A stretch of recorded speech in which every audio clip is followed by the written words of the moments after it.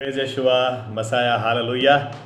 बहुत बहुत प्रभु यीशु मसीह को धन्यवाद कि एक नया दिन हमको दिया है और नया दिन दिया है। कुछ नई बातें जानने का भी समय है और प्रभु यीशु मसीह में आगे बढ़ने का समय है और विश्वास में आगे बढ़ने का समय है और प्रभु यीशु को और भी प्यार और भी मोहब्बत करने का समय है। आइए एक वचन को पढ़ते हैं और उसके बाद वचन की सच्चाई में आगे बढ़ते हैं। प्रकाशित वाक्य 12 और 10 के अंदर ऐसा लिखा है, मैं इंग्लिश में पढ़ रहा हूँ। Then I heard a loud voice saying in heaven, now salvation and strength and the kingdom of our God and the power of his Christ have come, for the accuser of our brethren who accused them before our God day and night has been cast down। यहाँ पर आखिरी भाग में क्या लिखा है शैतान के बारे में। 9 और 10 आयत पढ़े आप, प्रकाशित वाक्य એટલે प्रकटीकरण 12 9 10 9 और 10। 10वीं आयत में लिखा है शैतान जो है, शैतान का मतलब क्या है? लिखा है दोष देने वाला। और वो दोष देता है, कितना देता है, कब देता है? लिखा है भाइयों को, यानी जो प्रभु यीशु मसीह में विश्वास करते हैं उनको दिन और रात दोष देता है, दिन रात। आइए वचन की सच्चाई में चलते हैं, प्रार्थना करते हैं। हमारे जीवित परमेश्वर प्रभु यीशु मसीह, आपको धन्यवाद देते हैं। एक नया दिन आपने दिया, यह नया मौका आपने दिया, साथ में मिलकर आपकी आवाज़ को सुन सकें, आप में और भी विश्वास में बढ़ोतरी पा सकें। धन्यवाद देते हैं प्रभु यीशु मसीह, जब यह मौका आपने दिया है। आपसे विनती करते हैं पवित्र आत्मा को आप हम सभी पर उंडेल दें और आप हमें वचन की सच्चाई में लेकर जाएं और वचन की सच्चाई हमें मुक्त कर दें, ताकि प्रभु यीशु मसीह आपके सन्मुख खाली हाथ आए हैं लेकिन भर कर जाएं और आपकी आत्मा से हमको भर दें। और प्रभु यीशु ज्ञान, बुद्धि और समझ की आत्मा हमें दें। हमारी आंखों को खोले ताकि आपको देख सकें, हमारे कानों को खोले ताकि आपको सुन सकें और आप बोलें और महिमा सिर्फ आप लें। हम सभी अपने आप को आपके लहू के नीचे ढक देते हैं। हमारे हर गुनाह को माफ कर दें, हमारी हर कमजोरियों को आपके लहू से ढक दें और प्रभु यीशु मसीह आपकी आत्मा के द्वारा आपके और भी करीब खींचकर आपके मुंह का उजियाला हम पर डालें, हमारे दिलो दिमाग को छू लें और हमें पूरा ही नया कर दें और हमारे नए हो जाने से, बदल जाने से मान महिमा सिर्फ आप लें। ये प्रार्थना प्रभु यीशु मसीह के नाम से करते हैं, आमीन। मसीह में भाइयों बहनों, आज आपके साथ एक बहुत इंपॉर्टेंट बात मैं शेयर करना चाह रहा हूं। आपको यह बताना चाह रहा हूं वचन के द्वारा कि अगर 2 दिनों से जिन बातों को हम सुन रहे हैं कि परमेश्वर के साथ का रिश्ता हमारा बहुत इंपॉर्टेंट है, यह परमेश्वर के लिए बहुत इंपॉर्टेंट है, लेकिन आज इसको दूसरे एंगल से बताना चाह रहा हूं। आपको यह बताना चाह रहा हूं कि आप कितने मूल्यवान हैं, आप कितने कीमती हैं, आपका क्या स्थान है, आपकी क्या पोजीशन है। अगर आप ये समझ जाएंगे ना कि आप कितने कीमती हैं, तो आपको समझ में आएगा तो फिर परमेश्वर की दृष्टि में आपके साथ का रिश्ता क्यों इतना कीमती है। अगर ये आप समझ गए ना, आप कभी प्रभु यीशु को छोड़ेंगे ही नहीं, इस रिश्ते को कभी कमजोर होने देंगे ही नहीं। इसलिए यहां पर आज शैतान के द्वारा थोड़ा एक अलग एंगल में ले रहा हूं, शैतान की नजर से इस बात को समझने की कोशिश करेंगे। देखो, सबसे पहले तो क्या लिखा है कि शैतान दिन रात हम पर दोष निकालता है, दिन रात हमारा दोष निकालता है। अब दिन रात दोष निकालता है, इसका सीधा ही मतलब है कि हमसे जलता बहुत है, बहुत जलता है। जो लोग किसी से जलते हैं ना, उनको कभी किसी में कोई अच्छाई दिखाई नहीं देती है, उनको हमेशा हमेशा कुछ बुराई ही दिखाई देगी। उनको यह दिखाई नहीं देगा कि 90% आदमी कितना अच्छा है, लेकिन ये 10% गलती क्यों होती है, वही दिखाई देगा। 99% क्यों इतना अच्छा है, 1% जो गलतियां होगी वही दिखाई देगी। दीवार पुतनी पूरी सफेद है वो दिखाई नहीं देगा, लेकिन जो लोग आपसे जलते हैं ना, उनको कहीं ना कहीं एक दाग, आपकी कोई गलती, बस उसी के ऊपर उनका चलता रहेगा। आप समझ जाना, यह निशानी है कि लोग आपसे जल रहे हैं और लोग आपसे जलते हैं। और शैतान है ना, हमसे जलता है क्योंकि बाइबल बताती है उसको वो इतना जलता है कि उसको हम में कोई अच्छाई दिखाई ही नहीं देती है। कई बार लोग प्रश्न करते हैं, क्यों शैतान हमको परेशान कर रहा है, क्यों शैतान मेरा पीछा ही नहीं छोड़ता है, क्यों मेरी शादी नहीं होती है, क्यों बच्चा नहीं होता है, क्यों मेरी प्रार्थना का जवाब नहीं आता है, क्यों नौकरी नहीं मिलती है, क्यों शांति नहीं है, क्यों सुख नहीं है, क्यों ये और क्यों वो। लेकिन मैं आपको शॉर्ट में एक कारण बता दूं तो उसके पीछे का कारण यह है, शैतान आपसे जलता है। और जलता है, कितना जलता है? बहुत जलता है। बाइबल बताती है इसीलिए दिन रात वो दोष निकालता है। उसको हम में कोई अच्छाई दिखाई नहीं देती है। आप कितनी अच्छाई क्यों ना कर लो, शैतान को दिखाई नहीं देगी, क्योंकि वो जलता है। मैं शायद गलती कर रहा हूं, बोलते बोलते एकदम याद आया, पता नहीं, नीति वचन 6:30-31 में कहीं लिखा है कि जो जलता है ना, उसको आप कितने भी भेंट दे दो, आप कोई गुस्से वाला होगा ना, कोई गुस्से में होगा, उसको आप भेंट दे दो, गिफ्ट दे दो, उसका गुस्सा ठंडा हो जाएगा। लेकिन बाइबल बताती है जो आपसे ईर्ष्या करता है, जो आपसे जलता है, उसके लिए आप कितना भी कुछ कर दो, वो जलन कभी शांत नहीं होगी। शैतान है ना, हमसे जलता है, और जलता है इसलिए दिन रात हमारे खिलाफ दोष निकाल निकाल कर परमेश्वर के सामने ले जाता है। मैं आपको आज कुछ कारण बताना चाहता हूं, आपको भी होना चाहिए। ऐसी तो कौन सी खास बात हमें है कि शैतान दिन रात हमसे जलता है, दिन रात उसको कोई अच्छाई हमें दिखाई नहीं देती, इतना जलता है। उस जलन ने उसको इतना अंधा कर दिया है कि उसको हमें कोई अच्छाई दिखाई नहीं देती है। मैं बहुत जल्दी कुछ कारण आपके सम्मुख लाना चाहता हूं। आप अच्छी तरह से अपने बाइबल में इसको पढ़ना।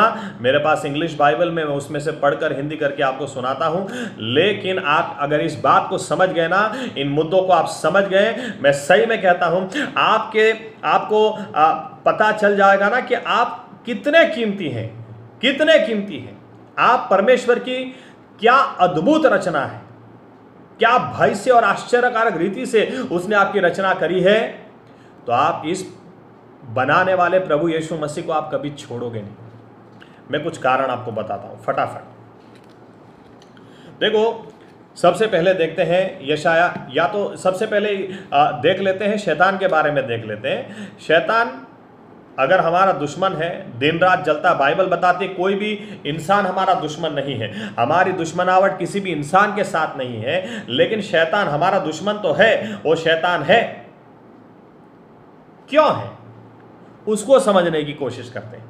तो बाइबल बताती है परमेश्वर ने बहुत सारे दूत बनाए थे, और बहुत सारे जो दूत बनाए थे उसमें से लूसीफर करके एक दूत था, वो अभिषिक्त करूब था। ये परमेश्वर के सबसे करीब, दूसरे सभी दूतों में से ये सबसे करीब रहने वाला दूत था। ये बहुत स्पेशल था। आप इसके लिए अच्छी तरह से पढ़ सकते हैं अस्कियल 28वां अध्याय, और मैं आयतें दे दूं तो शायद आप बहुत अच्छी तरह से पढ़ें। तो 11वीं आयत से 18 तक आप पढ़ सकते हैं इसको अच्छी तरह से जानने के लिए।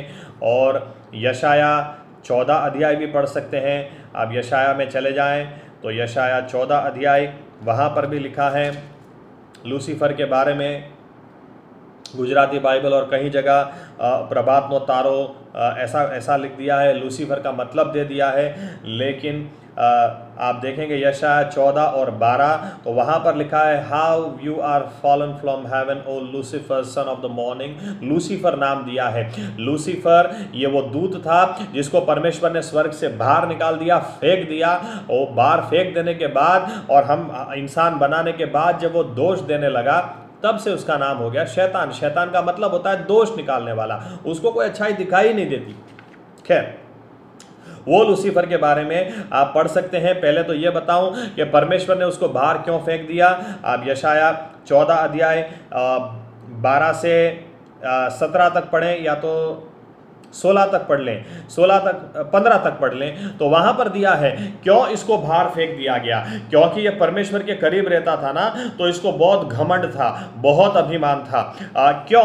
28वें अध्याय अस्कियल 28 में लिखा है, यहां पर लिखा है यू आर अनॉइंटेड करूब हु कवर्स।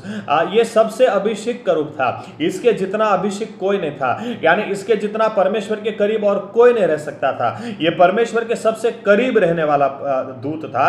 और यहां पर लिखा है 15वीं आयत में you are perfect in your ways till iniquity was found in you. ये संपूर्ण था, जब तक इसमें कोई दोष नहीं पाया गया, संपूर्ण परमेश्वर ने बनाया था। इसको कितना संपूर्ण बनाया था, बाइबल बताती है कि यहां पर लिखा है 17वीं आयत में your heart was lifted up because of your beauty.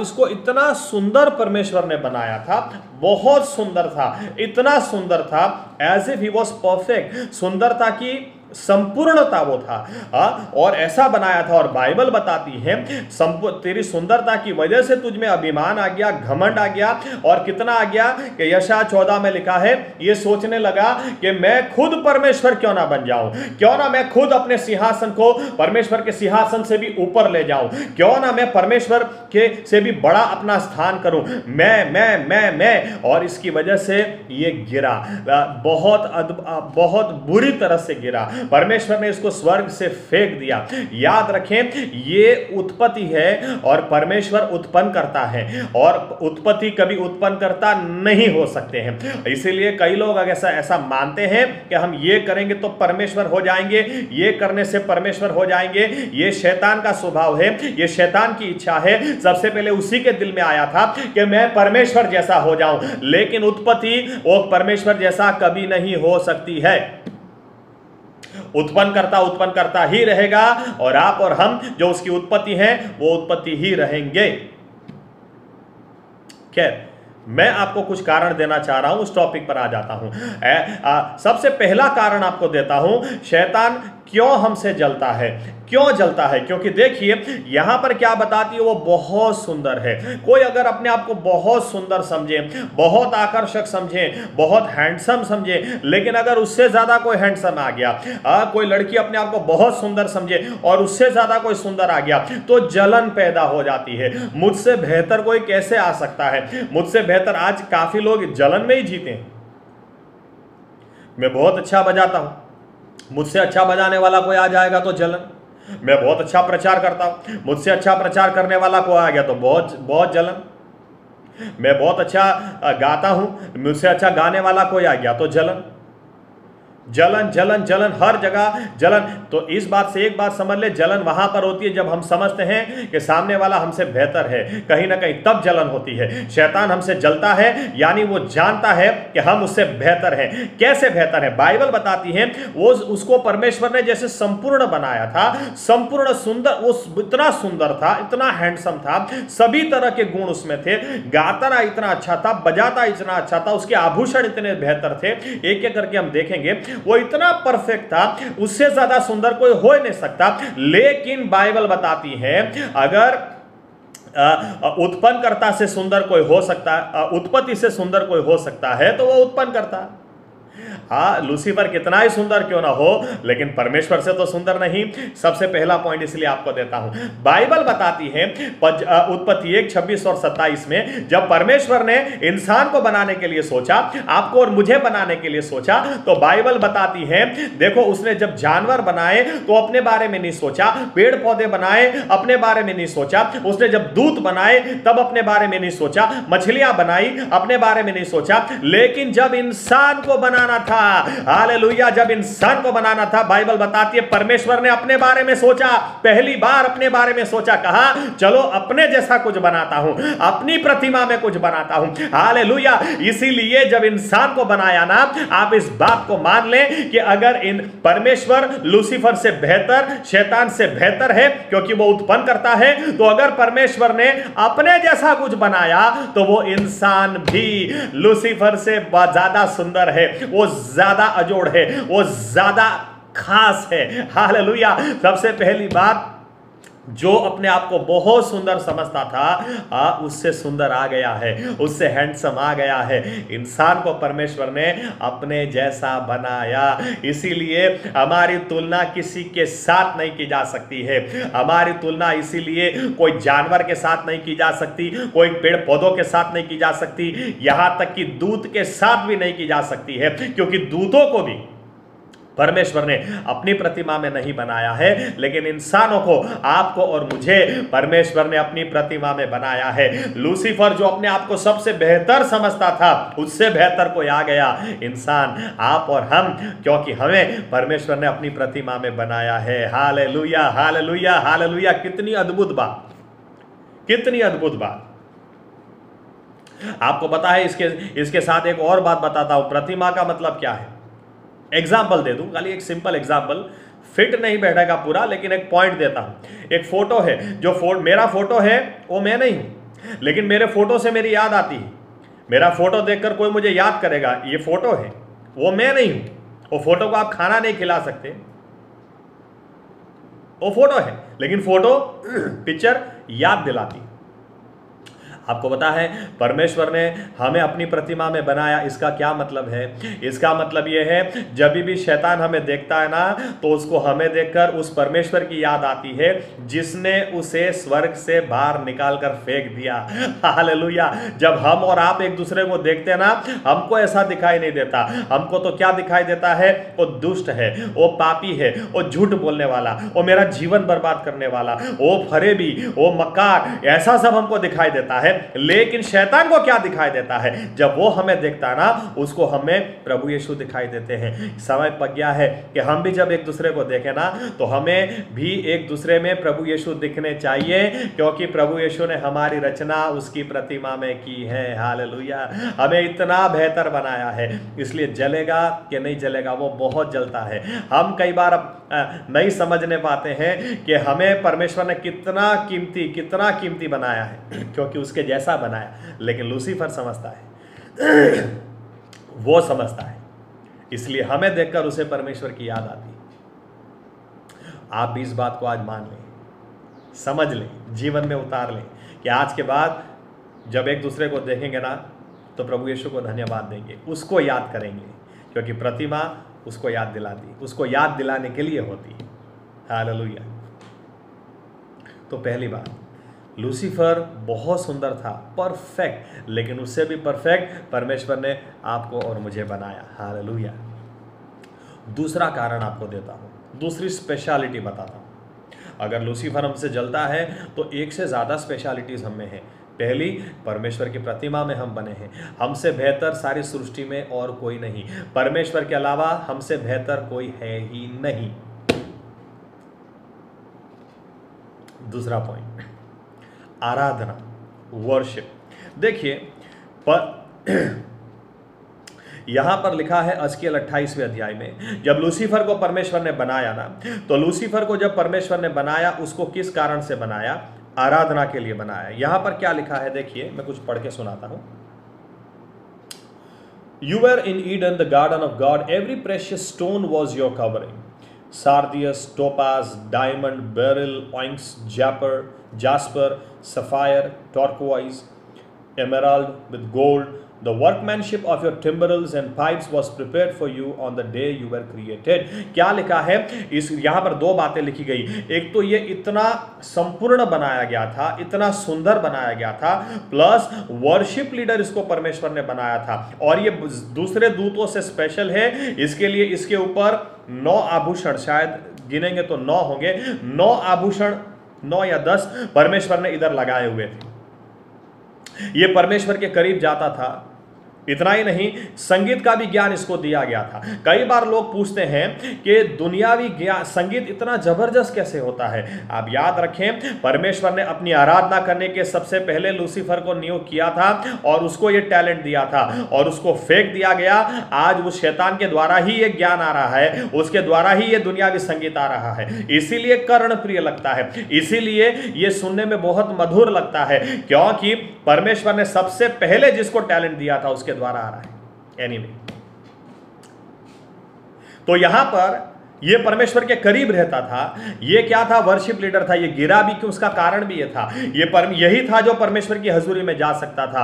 आराधना का वो आराधना करने वाला, मतलब वो व्यक्ति जो परमेश्वर के फेस टू फेस जा सकता है, ये परमेश्वर के पास जा सकता था और परमेश्वर के साथ समय बिता सकता था। और परमेश्वर जो आराधना करता है ना, जो परमेश्वर की आराधना करता है, परमेश्वर अब उसको अपनी पहचान देता है। और जब अपनी पहचान देता है तो वो बाहर आकर दूसरों को परमेश्वर के बारे में बताता था, दूसरे दूतों को बताता था, सारी सृष्टि को बताता था। ऐसा करते करते उसको कहीं ना कहीं ऐसा हो गया कि ये तो मैं बताता हूं, इसलिए लोगों को पता चलता है। मैं अगर ऐसा बताऊंगा कि मैं ही परमेश्वर हूं, तो कहां से लोगों को पता चलेगा, कहां से दूसरे दूतों को पता चलेगा? इसलिए यह इच्छा उसके दिल में आ गई कि कहीं ना कहीं क्यों ना मैं ही बताऊं लोगों को कि मैं ही परमेश्वर हूं, क्योंकि मेरे अलावा तो परमेश्वर के पास कोई जा नहीं सकता है, मेरे अलावा, मेरे जितना करीब परमेश्वर के और कोई हो नहीं सकता है। इसकी वजह से मैं ही लोगों को बताऊंगा कि मैं ही परमेश्वर हूं, तो दूसरा कोई तो जा नहीं सकता, दूसरा कोई उसको जान नहीं सकता, दूसरा कोई उसको पहचान नहीं सकता है।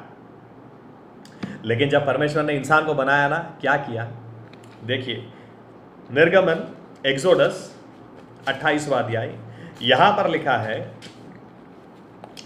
यहां पर आप पढ़ेंगे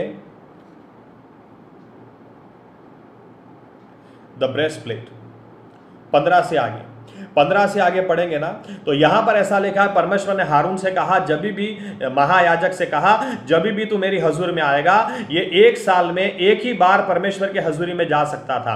पूरी दुनिया में एक ही इंसान था जो परमेश्वर के सन्मुख जा सकता था। इसकी छाती के ऊपर एक प्लेट लगानी होती थी और वो प्लेट के ऊपर 12 कीमती पत्थर रहते थे, जो एक पत्थर इजराइल के एक कुल को का प्रतीक रहता था। तो परमेश्वर ने बोला था, वो लगाकर तू मेरे पास आएगा। कहने का मतलब यह है कि परमेश्वर के सन्मुख जाने का मतलब क्या है?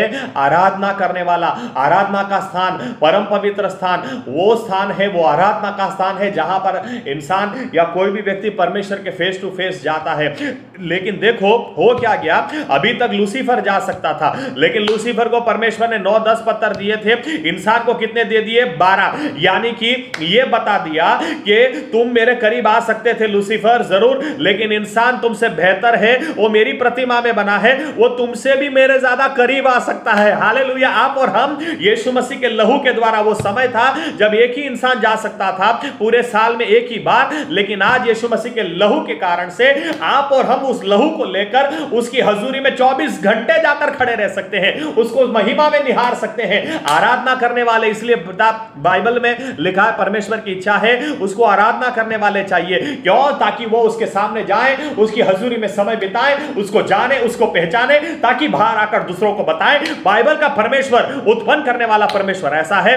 मैं उसको जानता हूं, मैं उसको मिलकर आया हूं, मैंने उसकी आवाज सुनी है, उसने मुझे छुआ है और उसके बारे में मैं तुमको बताना चाहता हूं। आराधना करने वाला वो है जो परमेश्वर के फेस टू फेस जाता है। और परमेश्वर ने यहां पर इंसान को 12 पत्थर दिए। क्या बताया?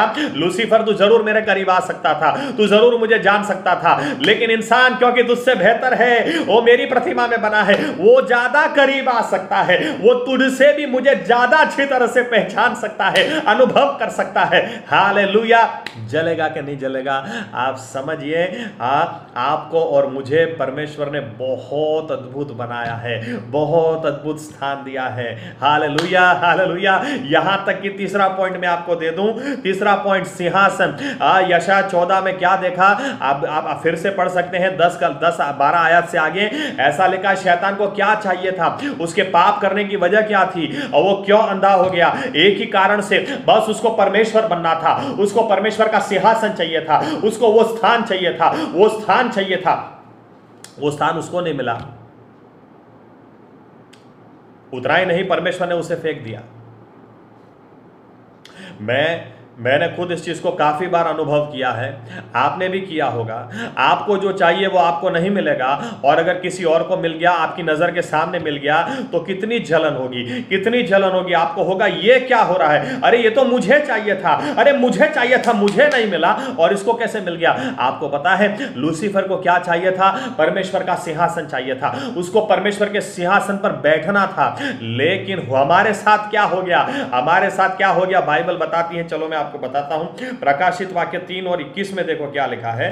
रेवलेशन 3 प्रकटीकरण 3 और 21, इधर क्या लिखा है 3 और 21 में? इधर ऐसा लिखा है, यीशु मसीह बोलते हैं, to him who overcomes I will grant to sit with me on my throne as I also overcame and sat down with my father on his throne। यीशु मसीह क्या बोलते हैं?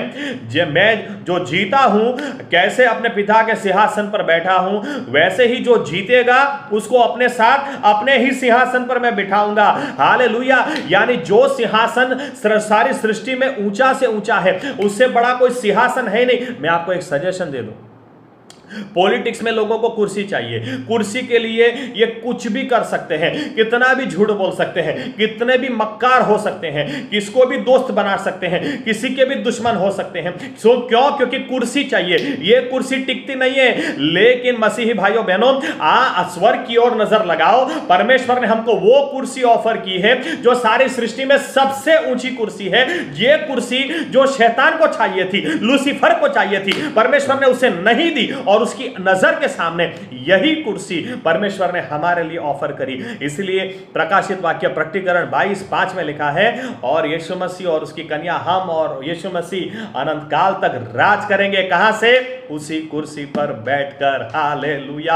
आप इस संसार की कुर्सियों को जाने दें, यहां की पोस्ट पोजीशन को जाने दें। अरे ये सबसे ऊंची पोस्ट, सबसे ऊंची कुर्सी, सबसे ऊंचा सिंहासन परमेश्वर ने आपको और मुझे दिया है, और लूसीफर को नहीं दिया। हमें ऑफर किया, उसको भगा दिया, निकाल दिया, स्वर्ग से बाहर फेंक दिया।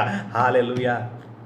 आप सोचें, देखो परमेश्वर अगर चाहते ना तो हमें अनंत काल तक अपने पैरों की जूती बनाकर रखते ना, फिर भी हम धन्यवाद देते, फिर भी हम उसको फरियाद नहीं कर सकते। लेकिन देखो प्रभु यीशु की दृष्टि में हमारा स्थान कितना ऊंचा है कि वो क्या बोलते हैं, तुम जीत कर स्वर्ग में आओगे ना, मैं तुमको मेरे पैर दबाने के लिए नहीं रखूंगा, मैं अपने सिंहासन पर तुम्हें अपने साथ बिठाऊंगा और तुम और हम अनंत काल के लिए राज करेंगे।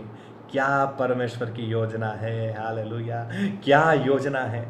आज कोई भी अगर दूसरी कुर्सी पर नजर हो ना, जाने दें। शैतान की खुद की नजर इसी कुर्सी पर थी, और वो आज हमारी नजर दूसरी कुर्सी पर ले जाएगा। इस कुर्सी पर नजर लगाएं। ये कुर्सी जो परमेश्वर ने हमें दी है, ऑफर की है, जो उसे चाहिए थी, क्यों ना जलेगा। आपको समझ में आ रहा है परमेश्वर की दृष्टि में हमारा स्थान कितना खास है, कितना खास है। चौथी बात बताता हूं, हमारा उद्धार की बात करता हूं। देखो, लूसीफर ने एक बार पाप किया। उद्धार की दो बातें बताता हूं। पहली बात, लूसीफर ने पाप किया ना, तो परमेश्वर ने उसको दूसरा मौका दिया ही नहीं, स्वर्ग से निकालकर फेंक दिया।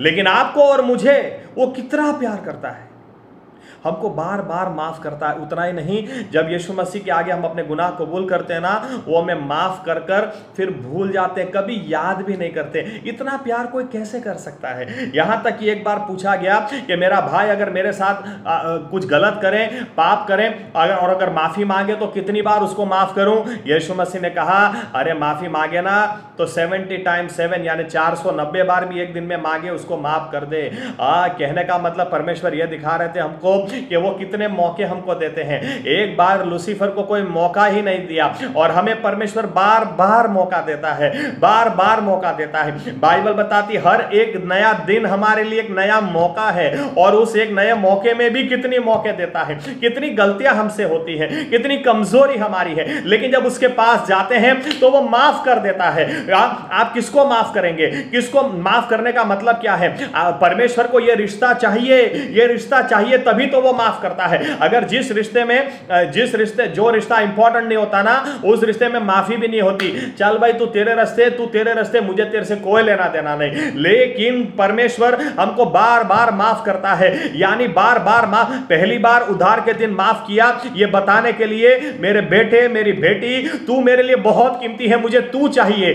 10 साल बाद भी गलती होगी ना, तो भी माफी मांगोगे तो वो माफ करेगा। 10 साल बाद भी बताएगा, मुझे तू चाहिए बेटा, मुझे तू चाहिए बेटी, तू चाहिए। 20 साल बाद भी गलती करोगे, वो फिर भी माफ करेगा। तो आप सोचें, सामने शैतान खड़ा है जो देखता है, उसको एक बार माफ नहीं किया गया, एक बार भी उसकी गलती को बख्शा नहीं गया, और यहां पर हमारी गलतियों को बार बार माफ किया जाए।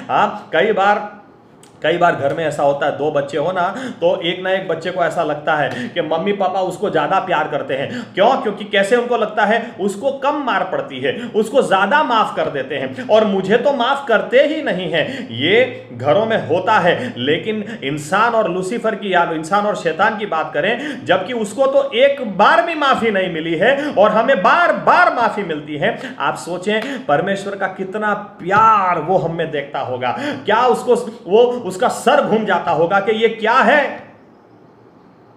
मुझे एक बार माफी नहीं दी, और इनको बार बार। देखो प्रभु यीशु बार बार माफ करते हैं, और बार बार माफ करते ही रहेंगे। आखिरी सांस तक उनकी माफी, उनके हाथ, उनकी बाहें हमारे लिए फैली रहेंगी। आजा मेरे बेटे, आजा मेरी बेटी, क्योंकि हम उसके लिए इतने कीमती हैं, इसीलिए वो माफ करते हैं। उसको नहीं किया तो उसको कैसा लगता होगा? तो फिर जलेगा कि नहीं जलेगा? दिन रात हम पर हमारे दोष निकालेगा कि नहीं निकालेगा?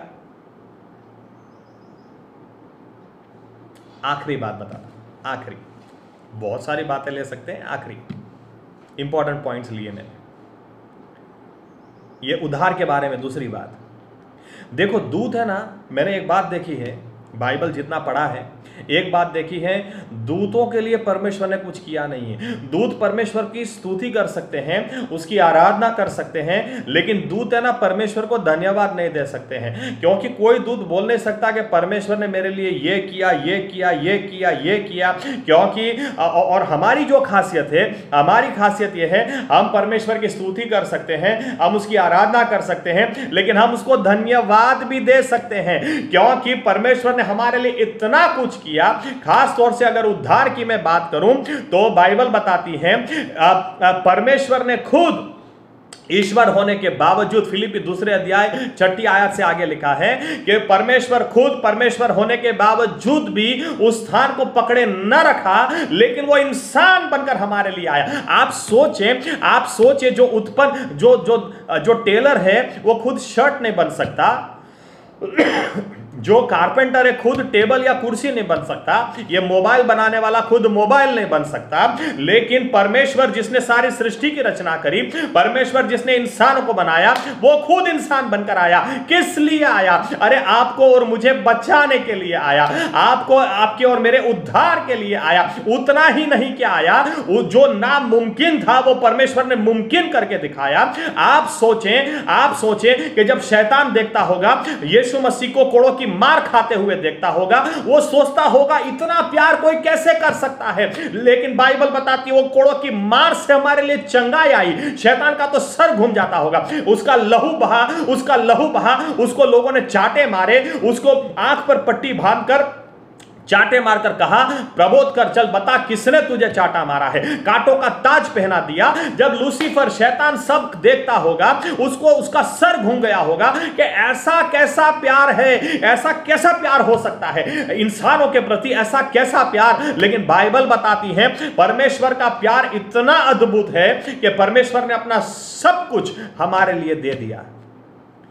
लूसीफर के लिए कुछ नहीं दिया, दूतों के लिए कुछ नहीं दिया, लेकिन इंसान के लिए परमेश्वर ने अपना सब कुछ दिया, यहां तक कि ईश्वर खुद इंसान होकर चला आया। जलेगा कि नहीं जलेगा? क्योंकि हर तरीके से उसको दिखाई देता है कि इंसान परमेश्वर की दृष्टि में कितना खास है।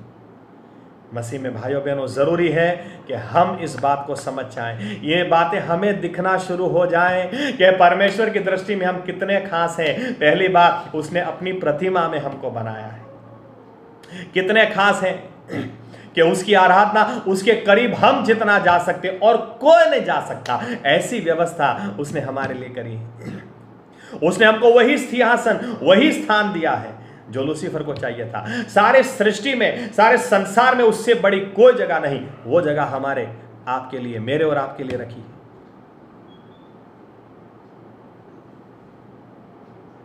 कितनी गलतियां होती हैं, लेकिन वो माफ कर देते हैं। उतना ही नहीं, याद भी नहीं करते हैं। बरसों तक गलती करने के बाद भी अगर आप माफी मांगोगे, वो आपको माफ कर देते हैं, क्योंकि वो माफ़ी बताती है कि आप कितने कीमती हैं। माफ़ी बताती है कि आप उसके लिए, आपके साथ का रिश्ता कितना कीमती है।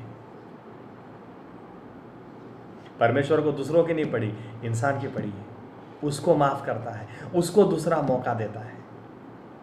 और आप देखें तो सही, ईश्वर खुद, आसमान के आसमान जिस परमेश्वर को समा नहीं सकते हैं, स्वर्ग, आसमान, पृथ्वी, हर कोई उसको जानता है, उसकी आराधना करता है, दिन रात उसकी आराधना करता है। वो परमेश्वर हमारे लिए, मेरे लिए, आपके लिए इंसान बनकर आए।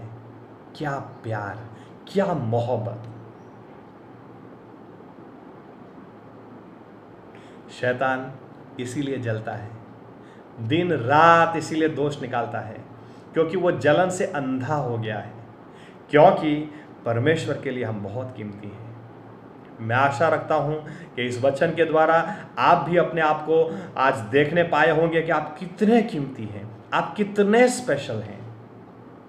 क्योंकि आप स्पेशल हैं और आपके जैसा कोई नहीं, इसलिए परमेश्वर को आपके साथ का रिश्ता चाहिए।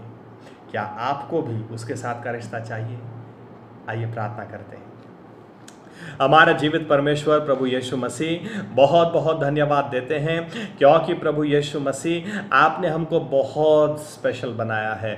इतना स्पेशल बनाया है कि प्रभु यीशु आखिर सारी सृष्टि में हम जैसा और कोई है ही नहीं। और इतना बेहतर बनाया, इतना अभिषिक्त बनाया, इतना विशेष हमको बनाया है कि शैतान हमसे जलता है। और क्योंकि हमसे जलता है, इसीलिए हर परेशानी जो उसकी ओर से आती है, हर बीमारी, हर तकलीफ जो उसकी ओर से आती है, वो हमको चीख चीख कर कहती है कि हम बहुत विशेष लोग हैं, हम बहुत खास लोग हैं, इसीलिए वो हमसे जलता है। हम उससे बेहतर हैं। जो उसे चाहिए था वो परमेश्वर ने हमें दिया है। जो उसे बनाया था उससे बेहतर परमेश्वर ने हमको बनाया है। प्रभु यीशु मसीह उसको उस प्यार कभी चखने का मौका नहीं मिला, लेकिन परमेश्वर ने, प्रभु यीशु मसीह ने जो हमसे प्यार किया है, सारे सृष्टि में ऐसा प्यार परमेश्वर ने और किसी को नहीं किया। प्रभु यीशु, इसीलिए हम अपने आप को इस समय नम्र करते हैं और प्रभु यीशु आपको धन्यवाद देते हैं। आपने हमको कितना बेहतर बनाया, आपकी प्रतिमा में बनाया। आपने हमको प्रभु यीशु आपकी आराधना करने लायक और आपके सबसे करीब आने वाले लोग इस तरह से बनाया। प्रभु यीशु इस तरह से रचना करी, सारी सृष्टि में कोई इतना करीब नहीं आ सकता जितना हम आ सकते हैं। धन्यवाद देते हैं प्रभु यीशु। वो स्थान, वो सिंहासन आपने हमारे लिए तैयार किया जिस पर आप खुद बैठते हैं। इतना बड़ा मान हमको और कौन दे सकता है? प्रभु यीशु मसीह। प्रभु यीशु मसीह, धन्यवाद देते हैं, आपको धन्यवाद देते हैं प्रभु यीशु कि आप हमको माफ करते हैं, आप हमको क्षमा करते हैं। कई बार दूसरे लोग हमको माफ नहीं करने पाते हैं, लेकिन आप इस तरह से माफ करते हैं कि दोबारा कभी वो गलती को याद भी नहीं करते हैं। बार बार मौका देते हैं और बार बार हमसे भी गलतियां हो जाती हैं, तो आप उसको क्षमा करने में जरा भी हिचकिचाते नहीं। ऐसे प्यार, ऐसी मोहब्बत के लिए धन्यवाद प्रभु यीशु मसीह। और प्रभु यीशु, हमारा उद्धार हमको याद दिलाता है कि आप जानते थे हम आपके पास नहीं आ सकते हैं हमारे पाप की वजह से, लेकिन आप ईश्वर होने के बावजूद इंसान बनकर चले आए। आपने प्रभु यीशुआ, आपने हर तरह का अपमान सह लिया, हर तरह की मार सह ली, हर तरह की चोट सह ली, मौत भी आपने सह ली। प्रभु यीशु मसीह, ये बताने के लिए कि आप हमसे कितना प्यार करते हैं। आज हम समझ सकते हैं कि शैतान क्यों हमसे इतना जलता है, क्यों वो जलन से अंधा हो गया है, कि वो दिन और रात हमारा दोष निकालता है। लेकिन हम आपको धन्यवाद देते हैं क्योंकि आप कब्र में रहे नहीं, लेकिन तीसरे दिन आप जिंदा हुए, आज सिंहासन पर विराजमान हैं। और आज आप चाहते हैं कि हम सभी उसी सिंहासन पर आएं जहां आप बैठे हैं और आपके साथ में बैठकर राज करें, अनंत काल के लिए राज करें। ऐसी योजना के लिए धन्यवाद देते हैं और प्रार्थना करते हैं प्रभु यीशुआ कि आप, प्रभु यीशुआ, आपने हमसे जो आपका लहू बहाकर और हमने भी गुनाहों की माफ़ी प्राप्त कर कर जो आपके साथ का रिश्ता शुरू किया है, इन दिनों में यह रिश्ता गहरा होता चला जाए, गहरा होता चला जाए। और इन बातों को हम कभी भूले नहीं, ताकि इस रिश्ते को कभी कमज़ोर ही ना होने दें, लेकिन दिन ब दिन ये रिश्ता मजबूत बनाते चले जाएं। फिर से एक बार आपकी योजना के लिए, आपकी रचना के लिए, आपके प्यार, आपकी मोहब्बत, आपके बलिदान के लिए बहुत बहुत धन्यवाद। ये प्रार्थना प्रभु यीशु मसीह के नाम से करते हैं, आमीन। प्रभु यीशु मसीह आप सभी को बहुत बहुत बहुत आशीष दें, आमीन।